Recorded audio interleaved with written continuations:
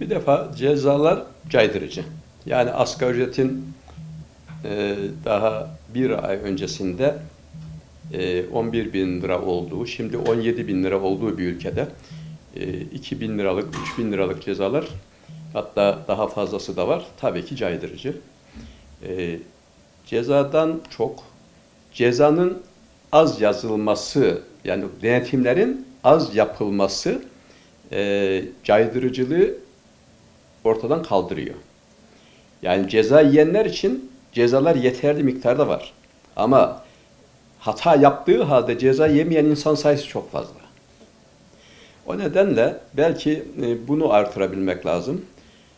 Bunu artırabilmenin yolu, tabii insanlarda çok da sıkmamak lazım. Sürekli kontrollerle çok da sıkmamak lazım. Ama Fahri Trafik Müfettişliği müessesesini biraz daha aktif hale getirmesi lazım. Şu anda Fahri Trafik Müfettişliği müessesesi var. Fakat yeterince teşvik yok.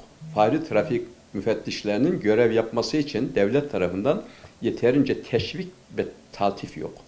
Eğer bu sağlanırsa kendiliğinden denetimler biraz daha artabilir. Buna özen gösterilmesi lazım. Trafikte en büyük hata bir defa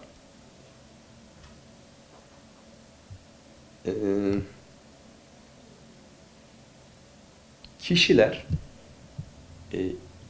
adil davranılmadığına inanıyorlar. Yani kanunların insanlara adil davranılmadığına inanıyorlar. Ben bunu atlatırım, ben bunun bir torpilini bulurum, ben bunu yazdırmam, beni polis çevirirse ya da ceza yazsa ben bunu sildiririm gibi bir zihniyet var. Bir defa bunun kalkması lazım. Bu diğer kesimlerde de var, sadece trafikte değil. Yani herkes bir adam arıyor Türkiye'de, bir iş olduğu zaman. Kendi seyrinde gitmiyor. Yani yapılacak bir iş için de adam arıyor. Araya devreye birilerini sokmaya çalışıyor. Bu kanunlara ve işte yönetmeliklere yeterince güvenin olmadığından kaynaklı.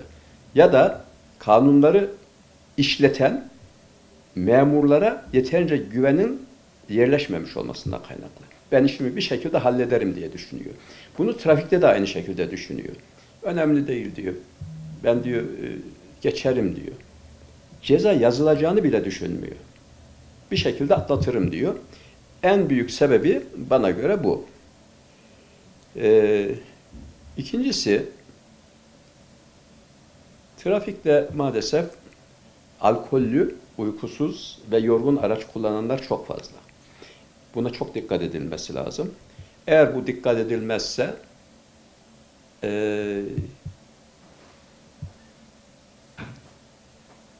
yeterince bunlar denetlenemezse insanlar kurallara maalesef uymuyorlar. Hız çok fazla. İnsanlar kuralları nereden öğreniyorlar? Birbirlerine bakarak. Çocuklar rol modeli olan babalarından, annelerinden, öğretmenlerinden öğreniyorlar. Daha yetişkin olan insanlar da birbirlerine bakarak, öndekine bakarak öğreniyorlar. Dolayısıyla öndeki ne yapıyorsa arkadan gidenler de onu yapıyorlar. O nedenle mesela hız kuralına kimse uymuyor. Herkes biliyor, bilmemezlikten kaynaklanmıyor, biliyor ama öyle bir alışkanlık gelişmiş ki umursamıyor, basıp gidiyor. Tabii ki durmak istediği zaman da duramıyor ve kazalar meydana geliyor. Artı şerit değiştirmeler çok önemli. Sinyal vermeden, aynaya bakmadan şerit değiştirmeler var. Ondan da kaynaklı hatalar var. Mesela kazaların büyük bir çoğunluğu kavşaklarda oluyor. Neden kavşaklarda oluyor? Kırmızı yanacak belli, yani sarı yanmış, sarıdan sonra kırmızı yanacak.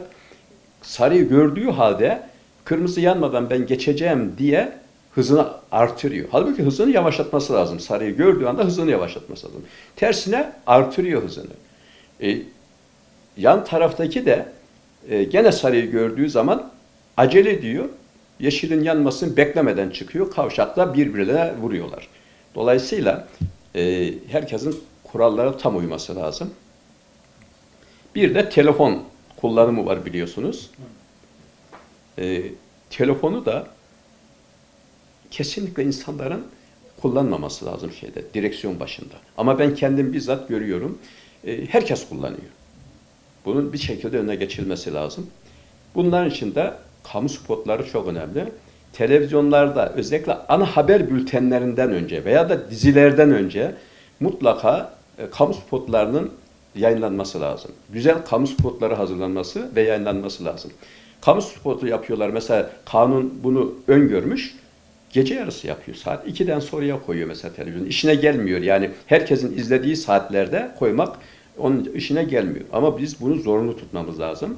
Kamu spotları ya dizilerden önce, madem ki diziler çok seyrediliyor, bir de ana haber bültenlerinden önce mutlaka konması lazım.